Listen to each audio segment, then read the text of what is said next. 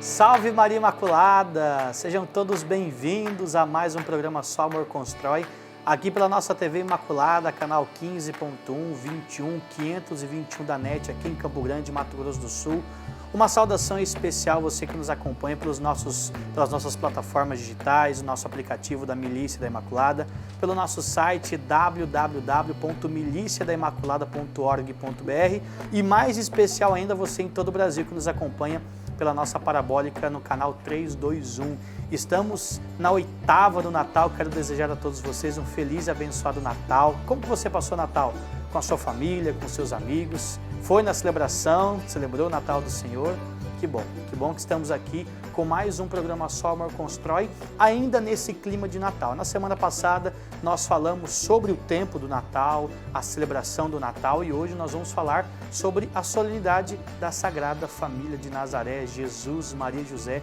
Estamos ainda nesse clima de Natal e quero desejar mais uma vez um Natal abençoado a você e toda a sua família. Como a nossa igreja nos ensina, a oitava de Natal sempre é o dia que celebramos o Natal do Senhor. Então, desde o dia 25 até a festa da Sagrada Família de Nazaré, é a oitava de Natal e podemos desejar àquelas pessoas que ainda não encontramos, que não desejamos, um feliz e abençoado Natal. Que Deus possa te abençoar sempre e seja bem-vindo a mais um Só Amor Constrói, aqui pela nossa TV Imaculada. A mensagem de nosso santo fundador, São Maximiliano Kolbe, fala exatamente um pouquinho do tema central do nosso programa, que é Só o Amor Constrói, e trazendo um pouco aqui para a Sagrada Família de Nazaré, né? O amor se encarnou, o Senhor se habitou entre nós, né? O nascimento do Jesus, o amor nasceu, o amor verdadeiro. E a mensagem, que é a mensagem de número 504 de São Maximiliano Kolbe, diz assim: sem sacrifício não existe o amor. O sacrifício do sentido, sobretudo da visão, particularmente quando se sai da igreja ou de um convento e se vai aos meios seculares, o sacrifício do paladar, da audição e assim por diante. Mas, além de tudo, o sacrifício da razão e da vontade na santa obediência. E eu, quando vi essa mensagem, principalmente a primeira frase, sem sacrifício não existe amor, é o sacrifício verdadeiro de Cristo, que morreu por nós na cruz por amor. Que nós possamos, nessa oitava de Natal, reconhecer que o amor está entre nós. Jesus nasceu, né? Quando vamos na celebração e celebramos o nascimento do Senhor, vamos celebrar a Sagrada Família de Nazaré, a Epifania do Senhor, que é a manifestação de Deus através do menino Jesus, temos que reconhecer que o Verbo se fez carne e habitou entre nós.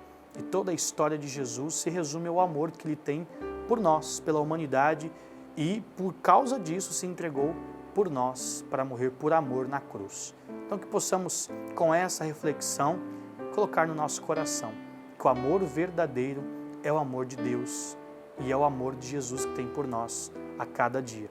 Como o nosso programa sempre fala, só o amor constrói. Como eu disse no começo do programa, o nosso tema é para falar sobre a Sagrada Família de Nazaré, Jesus, Maria e José.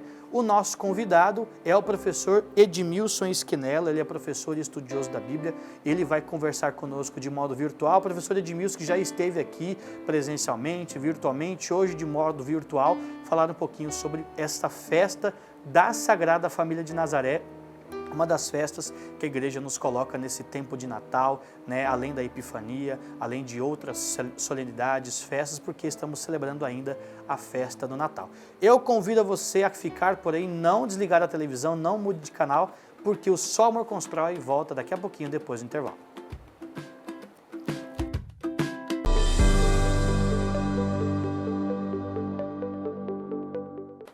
Estamos de volta com o Só Amor Constrói desta semana aqui pela TV Imaculada.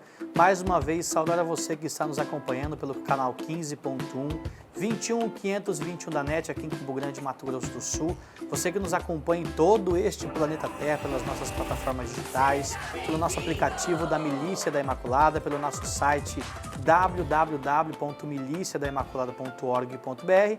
E uma saudação carinhosa a você que nos acompanha em todo o Brasil, pela nova parabólica, canal 321. Muito obrigado pela sua companhia. Só Amor Constrói está aqui novamente. Feliz Natal para você que está chegando agora, você que acabou de ligar a sua televisão, você que está chegando agora acompanhando a programação da TV Imaculada. Um abençoado Natal, um abraço carinhoso no seu coração. Só Amor Constrói chegando nesta oitava do Natal. Antes do nosso bate-papo, da nossa entrevista de hoje, quero convidar você a participar do nosso programa através do nosso WhatsApp, o 67 993 470532, 67 é o código aqui de Mato Grosso do Sul, 993 470532. Você pode mandar a sua dúvida, a sua pergunta, a sua sugestão de pauta, também orações para os nossos momentos oracionais, pedidos de orações, melhor dizendo, as suas intenções, para que juntos possamos estar junto com você na sua casa, você participando aqui da programação da TV Imaculada. Como eu disse no bloco anterior, o nosso tema é falar sobre a Sagrada Família de Nazaré. Você lembra que na semana passada eu estava aqui apresentando o programa, entrevistamos o padre Edivaldo Pereira lá de São Paulo, falando sobre o Natal, especificamente da festa do Natal. E nós estamos nos aproximando no próximo domingo, a festa da Sagrada Família de Nazaré, uma das festas colocadas pela igreja nesse tempo da oitava do Natal. Nosso convidado de hoje é parceiro aqui do Só Amor Constrói, da TV Imaculada, hoje de modo virtual, professor Edmilson Esquinelo, professor e estudioso da Bíblia. Mais uma vez, professor Edmilson, seja bem-vindo aqui ao Só Amor Constrói na TV Imaculada. Um abraço carinhoso, bom tempo de Natal para você que também é Sagrada Família, que está acompanhando na sua casa, a equipe que está aí no estúdio e a cada um e a cada uma nesse Brasil afora. Bom estar com vocês de novo.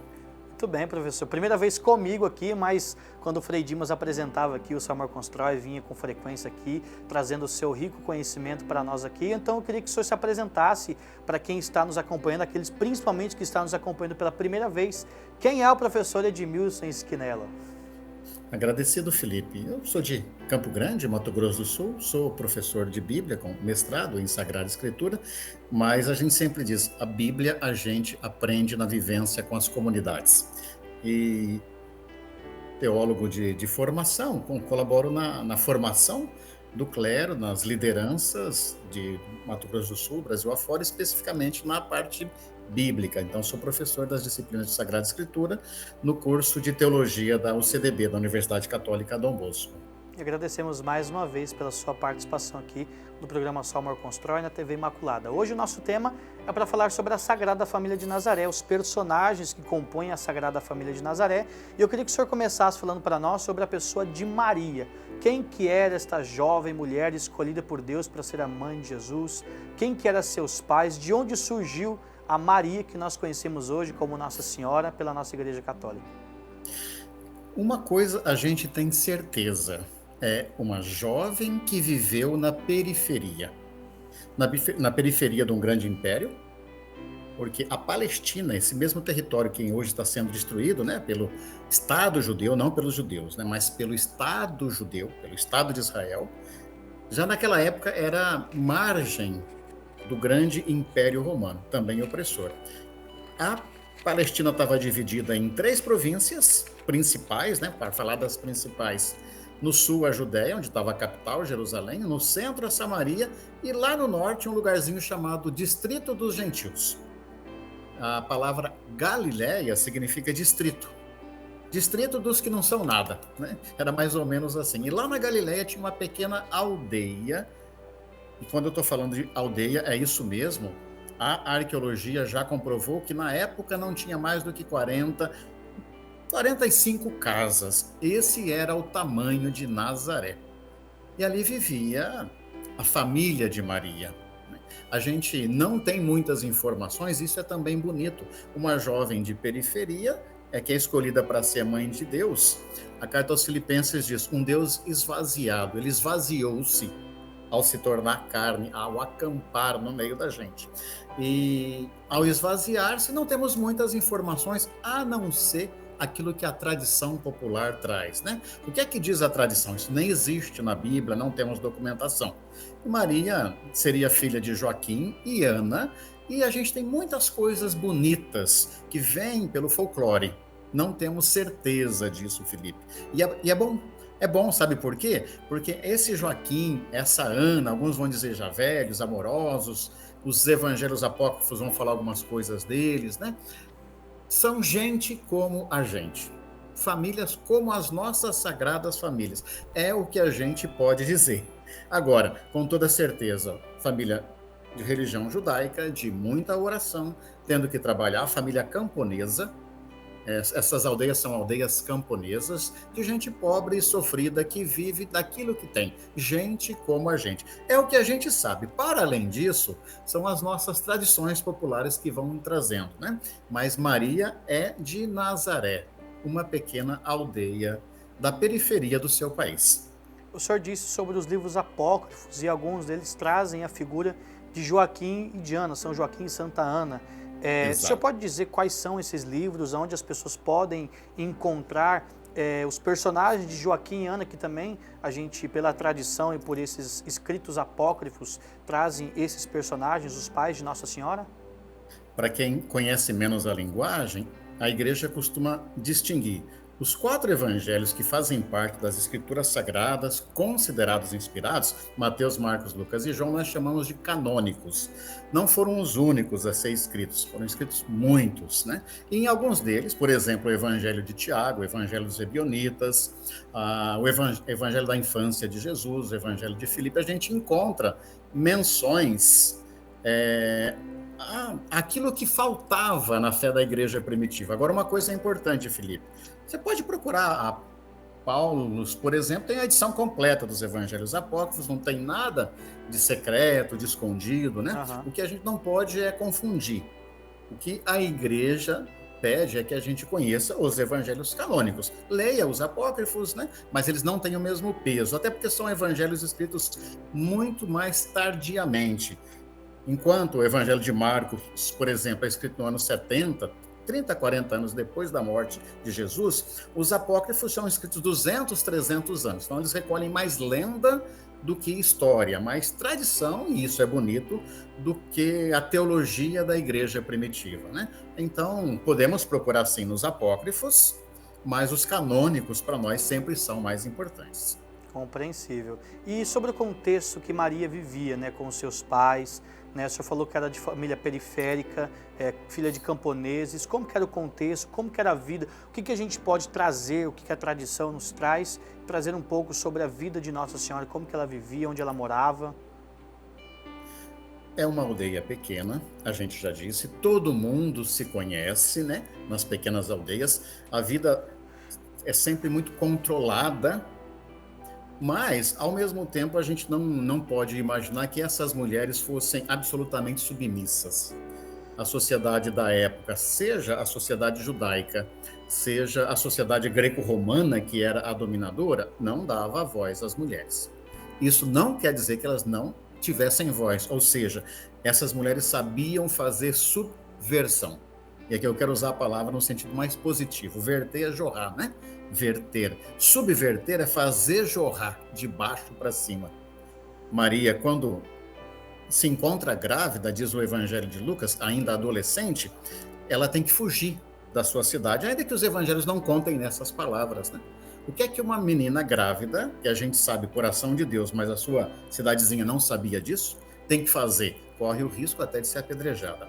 Ela foge e é acolhida por uma parenta idosa, também grávida. E aí, ao chegar, a parenta idosa saúda e as crianças se saúdam, né? E ela proclama: eu louvo ao meu Deus. Acredito num Deus que derruba os poderosos de seus tronos e eleva os humildes. Esse é o Magnificat. Com base nesse poema que está no Evangelho de Lucas, a gente pode imaginar, entender quem foi essa jovem de Nazaré, Maria. Alguém que não concordava com as coisas do jeito que estavam. Se inventaram depois para nós e para você que está em casa um sim muito passivo, a gente até pode brincar. Nossa Senhora do Pescoço Torto, né? Que diz amém para tudo. Isso não condiz com a jovem de Nazaré, que enfrenta, que denuncia, que é capaz de acreditar num Deus dos mais humilhados. Em hebraico existe uma palavra, Felipe, você que está em casa também, que é Anawim. que a gente poderia traduzir assim, os pobres de Javé, os pobres do Senhor. Possivelmente Maria era muito ligada a esse grupo de pessoas que a gente chama de os Anauim, que esperavam a chegada de um Messias, mas diferente de que outros grupos esperavam. Um Messias muito poderoso, né? Então, é possível que essa jovem de Nazaré fosse leitora, eu estou mostrando aqui com o ouvido, né? Porque não leitora de quem sabia ler e escrever, mas leitora das escrituras, escutadora das palavras, incluindo as palavras de um profeta da Bíblia chamado Sofonias, que falava dos pobres, dos humilhados de Javé. E de um outro profeta, não muito antigo, chamado Zacarias, que no capítulo 9 falava assim, olha, o seu Messias vai chegar. Ele será pobre e virá montado num jumentinho. Um rei pobre e humilde montado num jumentinho. A gente acredita que havia grupos que esperavam também o Messias, mas neste modelo, e Maria e a Sagrada Família, seus pais, né? E depois Simeão e Ana, lembrados no Evangelho de Lucas, faziam parte deste grupo, Felipe. O senhor disse que o sim de Maria não foi um sim de pescocinho torto, né? Igual a gente fala de nessa gíria que o senhor colocou. Foi um sim verdadeiro, um sim que foi capaz de renunciar à sua própria vida, a vida que ela vivia com os seus pais, para se entregar, para gerar o Filho de Deus, para viver com José. Então, assim, o que a gente pode dizer para quem está nos assistindo, professor, sobre essa escolha de Deus por Maria? Por que ele escolheu Maria? Por que ela disse sim, mesmo sabendo que ia enfrentar todos os problemas, caso, por exemplo, José a abandonasse, não aceitasse a gravidez? Claro, tivemos a intervenção de Deus através do anjo, mas até o momento em que Maria é escolhida, não tinha, né? José ainda estava com medo.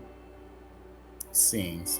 Felipe, em primeiro lugar, para o povo de Israel e também para as comunidades cristãs do primeiro, do segundo século, né, que vão se formando ao que vem a ser depois o cristianismo, a história é conduzida por Deus. E a gente tem que aprender a valorizar isso, né? Nós também sempre dizemos, Deus é o Senhor da história. Porque Ele escolheu naquele lugar e não em outro, certeza nós não temos não. Agora, o que nós sabemos é que desde o Deus do Êxodo, esse Deus sempre escolhe estar com quem precisa mais. O povo era escravizado no Egito, Deus está ali com ele. Caim perseguiu Abel, Deus foi tomar conta. Abel, o que você fez com seu irmão? Quando começam a perseguir Caim, Deus está, precisamos também proteger Caim. Então, a escolha de Deus por um grupo, por um povo e por uma mulher, não é porque é melhor do que o outro, é porque está precisando mais. É como uma mãe que tem muitos filhos, e um filho fica doente. A mãe volta o olhar para esse filho. Evidentemente, a nossa fé diz que Deus preparou uma mulher em especial, que é Maria, no meio dessas condições. Agora, o sim de Maria, e isso a gente muitas vezes distorce, não é um sim apático, é um sim questionador. Ela questiona. Como é que vai acontecer isso? Ela pergunta, ela indaga, né? Nós temos relatos diferenciados. A versão de Mateus, depois quem está em casa pode conferir Mateus 1 e 2 e comparar com Lucas 1 e 2, é muito interessante. Em Mateus, o anjo não conversa com Maria, o anjo conversa com José só. Em Lucas, ela é a protagonista, né? A comunidade que preservou e deu para nós as histórias que estão no Evangelho de Lucas colocam o peso na figura de Maria, ao passo que o Evangelho de Mateus acentua a figura de José.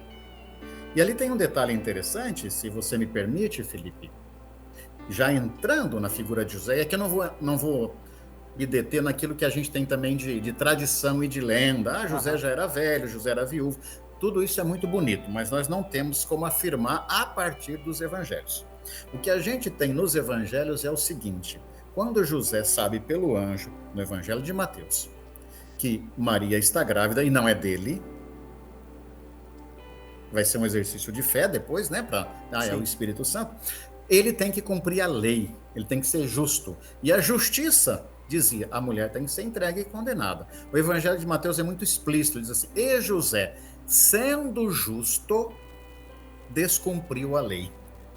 não entregou Maria para ser apedrejada. Olha a concepção que a gente... Se a lei é injusta, esses pobres da Sagrada Família da periferia de Nazaré não cumprem a lei, porque a lei ia acabar em morte, né? Tanto Maria como José descumprem a lei quando a lei é injusta. Isso tem que servir para nós hoje. Tem que perguntar, sou um bom cumpridor da lei? Sim, porque a lei manda ou porque a lei é justa, né? É isso que está por trás da vida que pulsa na Sagrada Família de Nazaré. Felipe e você que está nos ouvindo em casa também. Estamos conversando com o professor Edmilson Esquinelo, professor estudioso da Bíblia. O tema, né, como você pode ver na tela, o tema para você, Sagrada Família de Nazaré. Já conversamos um pouquinho sobre Maria, já tentamos ali entrar um pouquinho em São José, mas vamos falar um pouco mais de São José no próximo bloco, porque nós precisamos fazer um breve intervalo e voltamos na sequência com o programa Só Amor Constrói. Não saia daí.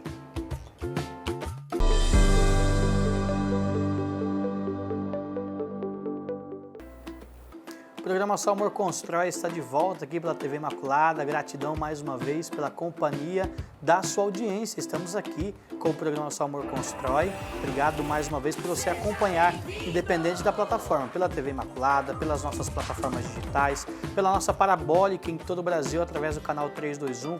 Se por um acaso você está assistindo a TV Imaculada pela primeira vez, seja bem-vindo. E se você quiser fazer parte desta obra de evangelização, você pode ligar em nossos telefones. Temos aqui o nosso WhatsApp, que é o 67, código aqui de Mato Grosso do Sul, 993-470532.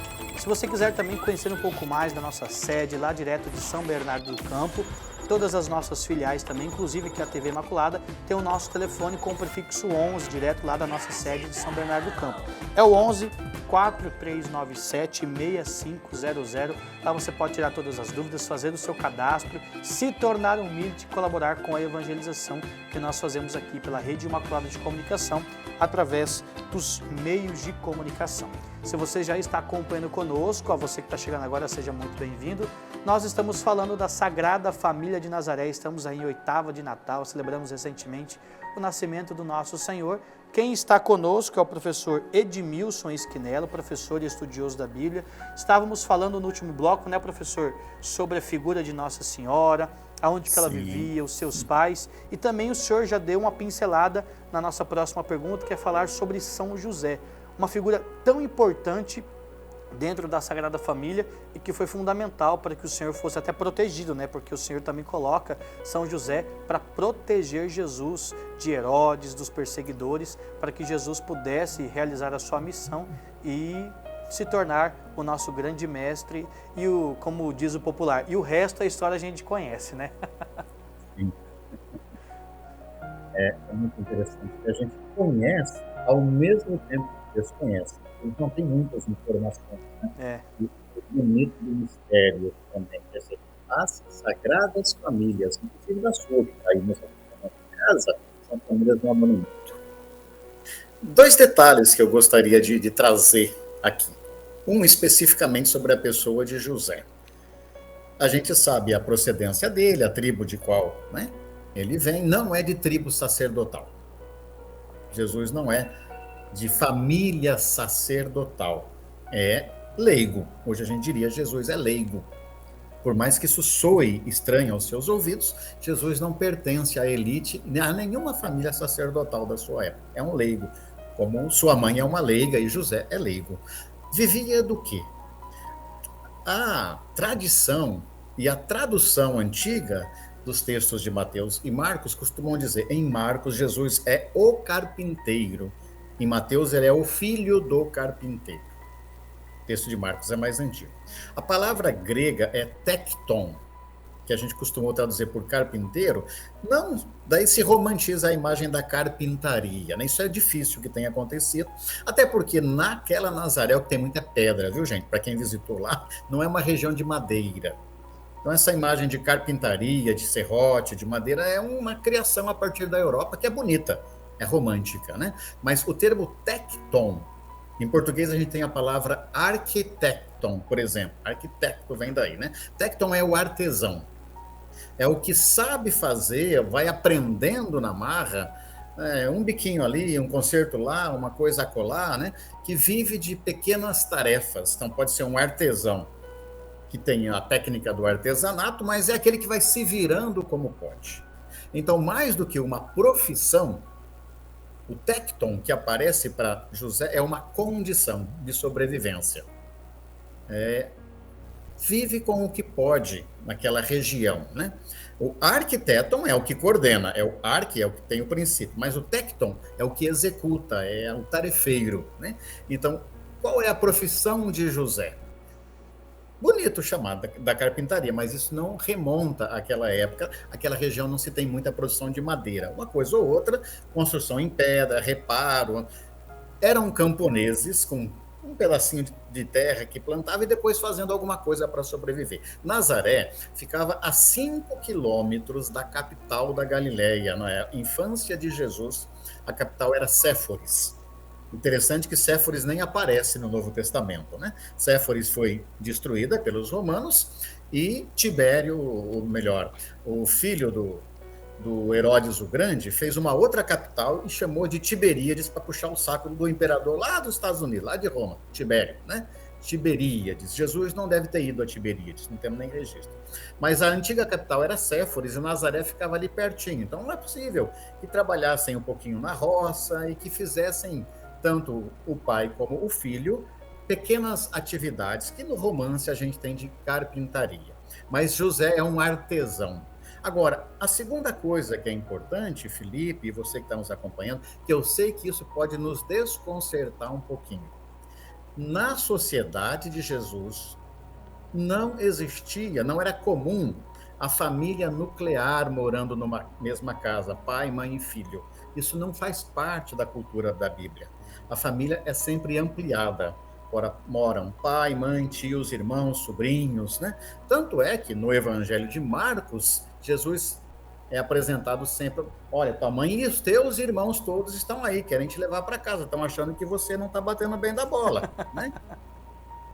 Achavam que Jesus está louco, é só você conferir isso, Marcos capítulos 2 e 3. Né? A visão de Jesus no Evangelho de Marcos para com a sua família é uma relação de conflito.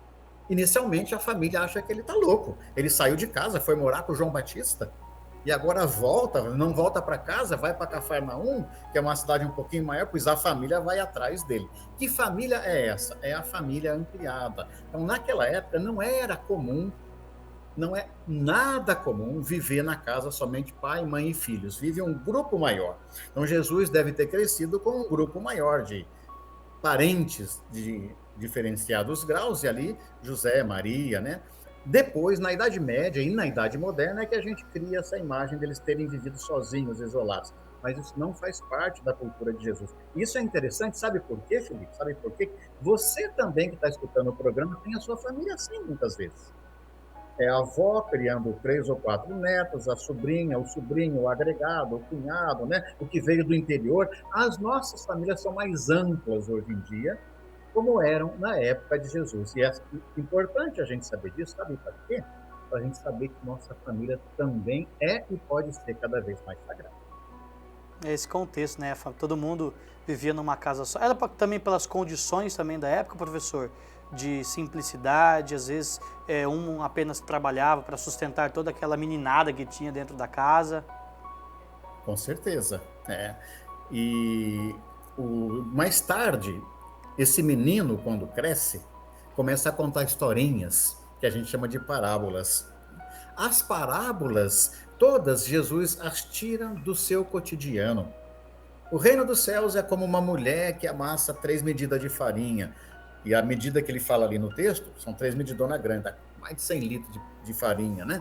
O reino dos céus é como um pai que sempre partindo do dia a dia, da vida que ele aprendeu nessa família ampliada, que tinha problema, que tinha atrito, que briga, tem briga de irmão brigando com herança, Jesus vai trazendo isso do cotidiano onde ele aprendeu.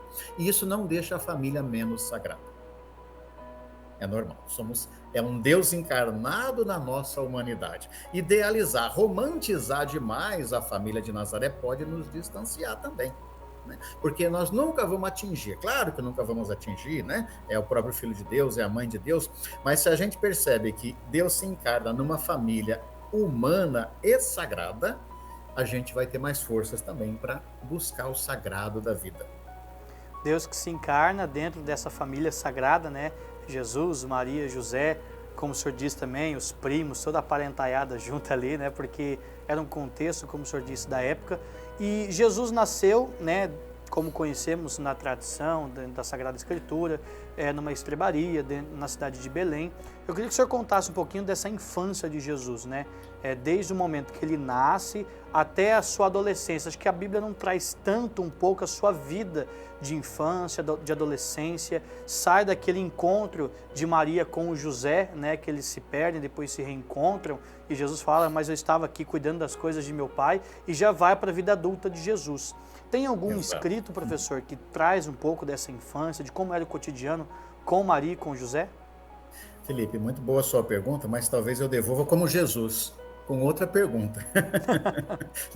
Jesus, muitas vezes, mais do que dar resposta, devolvia com perguntas. Era o método que ele utilizava, Sim. né?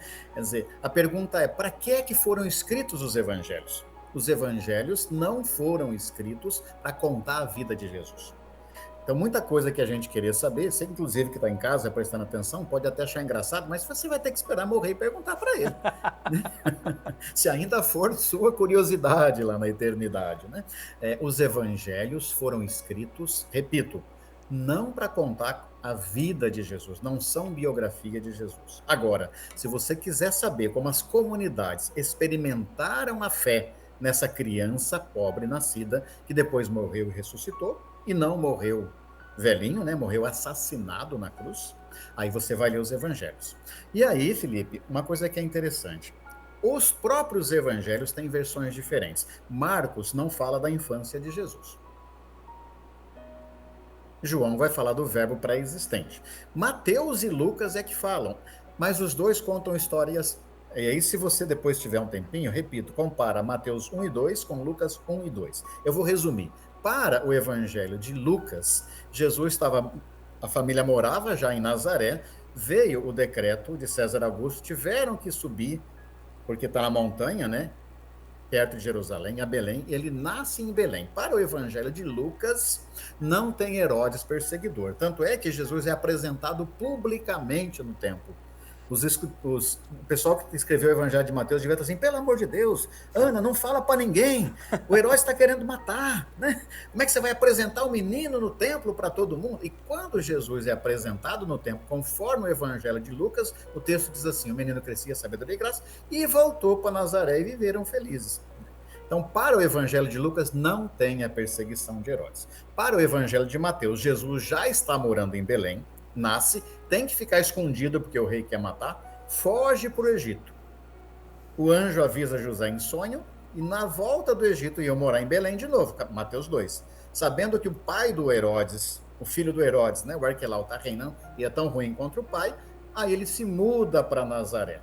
Então não existe coincidência nem mesmo entre o evangelho de Mateus e o evangelho de Lucas. E aí você que está ouvindo em casa fica pensando assim, mas pelo amor de Deus, não é palavra de Deus, não é verdade? Qual dos dois está dizendo a verdade? Os dois.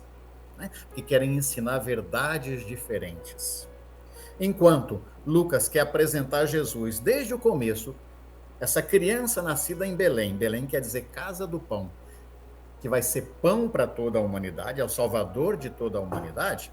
O evangelho de Mateus tem essa intencionalidade, mas tem uma intencionalidade diferente. Ele quer mostrar Jesus como um novo Moisés, que vai ajudar o povo a fazer um novo êxodo.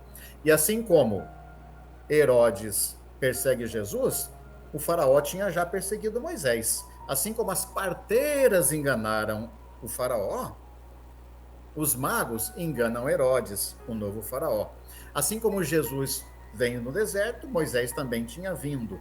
Então, o evangelho de Mateus ele tem uma outra intenção. Os evangelhos, especialmente esses evangelhos da infância, eles têm muito mais teologia do que preocupação histórica. Por isso que não dá para a gente saber tanta coisa. Isso é bonito, porque Deus também é mistério. Dos 12 aos 30 não sabemos, mas também até os 12 sabemos pouco. É. O que a gente sabe é a teologia das comunidades, Felipe. É esse Deus que se encarnou, sendo a profecia interpretada das escrituras judaicas. É esse menino. Agora, é um menino que vai ter que descobrir na vida. Tem muita gente que, antigamente isso seria chamado de heresia, muitos de nós até seríamos chamados de heréticos. A gente acha que Jesus já era um menininho que sabia de tudo. Não, o Evangelho de Lucas diz, o menino diz 2 vezes ainda no capítulo 2, crescia em tamanho, ou seja, não nasceu grandão. Em sabedoria, ou seja, não sabia tudo, precisou aprender. E graça. Deus vai se plenificando na pessoa de Jesus, mas ele vai aprender como cada um de nós. É bonito a gente pensar, um menino travesso, né? Os apócrifos gostam muito de contar as travessuras de Jesus. As artes que ele fazia, tem muitos apócrifos bonitos por aí, né? Mas o menino, como qualquer menino da sua idade, que vai se descobrindo gradativamente na sua missão. Muito bem, professor Edmilson Esquinelo, nosso tempo de TV é curto, mas eu quero te agradecer por trazer essas reflexões, essa parte histórica da Sagrada Família de Nazaré. Que Deus possa abençoar mais uma vez a sua vida, seja o senhor sempre parceiro aqui do Só Amor Constrói, né? E que Deus possa te abençoar, um feliz e abençoado Natal para o senhor, para toda a sua família. Obrigado mais uma vez, viu, pela sua participação. Eu que agradeço e tomo a liberdade, Felipe, de trazer, além de um desejo de um Feliz Natal, um desafio que a Arquidiocese tem se proposto, que é ao mesmo tempo uma riqueza. O curso de Teologia da Universidade Católica Dom Bosco está aberto para pessoas leigas e no ano que vem a gente tem inclusive uma turma presencial no noturno. O curso é reconhecido pelo MEC e é reconhecido pelo Vaticano, pela Santa Sé. Então você que sempre teve vontade de fazer teologia, procura a produção do programa, procura a nós, se inscreva. Ah, mas eu não consigo fazer presencialmente, pode fazer EAD. Mas vamos estudar, aprofundar a nossa fé, conhecer melhor a nossa vida para servir melhor a nossa igreja e ao próprio Deus. Muito obrigado, bom tempo de Natal, obrigado pela oportunidade. Professor, também até a próxima aqui, oportunidade no Só Amor Constrói, professor Edmilson Esquinelo, trazendo informações importantes sobre a Sagrada Família de Nazaré. Como bom, né, gente? A gente falar pouco dessa Sagrada Família de Nazaré, esse contexto histórico desses personagens tão importantes para a nossa fé católica. Vamos para mais um intervalo, voltamos na sequência com o Só Amor Constrói, lembrando que no último bloco nós rezaremos a coroa em honra a São Maximiliano Maria Kolbe. Voltamos daqui a pouquinho, sai daí.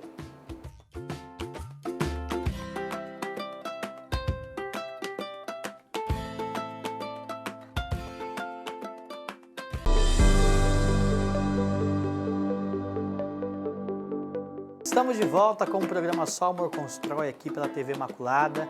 Mais uma vez agradecendo ao professor Edmilson Esquinelo pela participação de modo virtual, trazendo a parte histórica, o contexto histórico e também informações muito importantes sobre a Sagrada Família de Nazaré. Pela nossa Igreja Católica, vamos celebrar no próximo domingo a festa da Sagrada Família de Nazaré. Você que perdeu o programa de hoje, você pode acompanhar a repetição, a reprise do programa lá no nosso canal da Rede Imaculada de Comunicação, canal do YouTube. Se inscreva, curta, compartilhe com seus amigos. Lá está toda a nossa programação, o programa Só Amor Constrói e todos os programas aqui da TV Imaculada, da Rede Imaculada de Comunicação, celebrações direto da sede de São Bernardo do Campo, enfim, todos os nossos conteúdos estão lá no nosso canal do YouTube, da Rede Imaculada de Comunicação. E agora, vamos rezar a coroa de São Maximiliano Kolbe, nosso fundador, que inspira o nome do nosso programa, né, com a sua frase dizendo: só o amor constrói. Com isso, queremos invocar a presença da Santíssima Trindade. Em nome do Pai, do Filho e do Espírito Santo. Amém.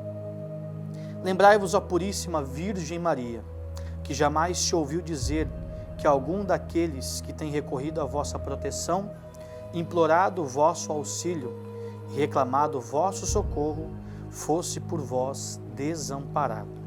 Animado, pois, com igual confiança a vós, Virgem das Virgens, como a mãe recorro, a vós me aproximo, e gemendo sob o peso dos meus pecados, me prostro a vossos pés. Não desprezeis as minhas súplicas, ó Mãe do Filho de Deus, mas antes as atendei e ouvi propícia. Amém. São Maximiliano Maria Kolbe, rogai por nós. Ó Maria concebida sem pecado, rogai por nós que recorremos a vós, e por todos quantos não recorrem a vós, especialmente pelos inimigos da Santa Igreja e por todos quantos são a vós recomendados. São Maximiliano Kolbe, rogai por nós. Ó Maria concebida sem pecado, rogai por nós que recorremos a vós e por todos quantos não recorrem a vós, especialmente pelos inimigos da Santa Igreja e por todos quantos são a vós recomendados. São Maximiliano Maria Kolbe, rogai por nós. Ó Maria concebida sem pecado, rogai por nós que recorremos a vós e por todos quantos não recorrem a vós, especialmente pelos inimigos da Santa Igreja e por todos quantos são a vós recomendados. São Maximiliano Maria Kolbe, rogai por nós. Ó Maria concebida sem pecado, rogai por nós que recorremos a vós e por todos quantos não recorrem a vós, especialmente pelos inimigos da Santa Igreja e por todos quantos são a vós recomendados. São Maximiliano Maria Kolbe, rogai por nós. Ó Maria concebida sem pecado, rogai por nós que recorremos a vós e por todos quantos não recorrem a vós, especialmente pelos inimigos da Santa Igreja e por todos quantos são a vós recomendados. São Maximiliano Maria Kolbe, rogai por nós. Ó Maria concebida sem pecado, rogai por nós que recorremos a vós e por todos quantos não recorrem a vós, especialmente pelos inimigos da Santa Igreja e por todos quantos são a vós recomendados. São Maximiliano Maria Kolbe, rogai por nós. Ó Maria concebida sem pecado, rogai por nós que recorremos a vós e por todos quantos não recorrem a vós, especialmente pelos inimigos da Santa Igreja e por todos quantos são a vós recomendados. São Maximiliano Maria Kolbe, rogai por nós.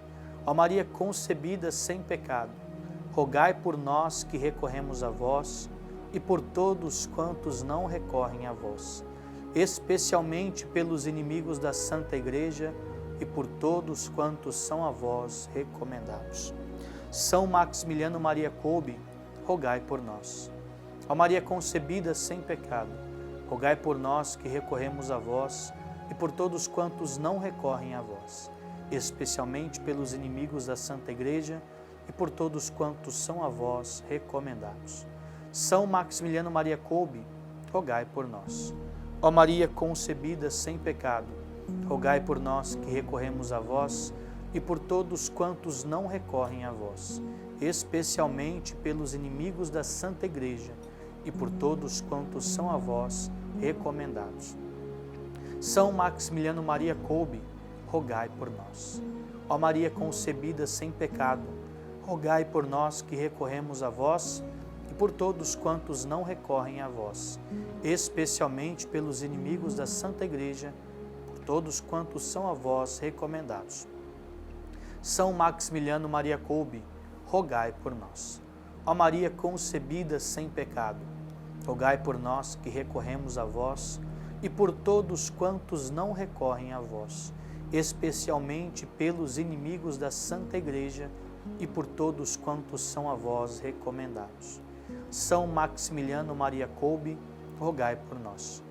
Ó Maria concebida sem pecado, rogai por nós que recorremos a vós e por todos quantos não recorrem a vós, especialmente pelos inimigos da Santa Igreja e por todos quantos são a vós recomendados. São Maximiliano Maria Kolbe, rogai por nós. Ó Maria concebida sem pecado, rogai por nós que recorremos a vós e por todos quantos não recorrem a vós, especialmente pelos inimigos da Santa Igreja e por todos quantos são a vós recomendados. Oremos. Ó Deus, que destes à Igreja e ao mundo São Maximiliano Maria Kolbe, sacerdote e mártir, ardente de amor pela Virgem Imaculada, inteiramente dedicado à missão apostólica e ao heróico serviço ao próximo. Pela sua intercessão, concede-nos sem reservas e para o bem da humanidade, imitar na vida e na morte o Cristo teu Filho. São Maximiliano Maria Kolbe, incansável apóstolo da Imaculada, mártir da caridade, patrono dos nossos difíceis tempos, rogai por nós. Em nome do Pai, do Filho e do Espírito Santo. Amém. Meu irmão, minha irmã, muito obrigado pela sua participação aqui nesta semana do programa Só Amor Constrói. Mais uma vez, desejo a você um Feliz Natal e um Feliz Ano Novo. O próximo programa Só Amor Constrói já é no ano que vem, em 2024. Quero desejar a você um Feliz Ano Novo, um abraço carinhoso no seu coração. Que Deus, através da intercessão de São Maximiano Kolbe e da Mãe Imaculada, possa te abençoar grandemente. Grande abraço, salve Maria Imaculada!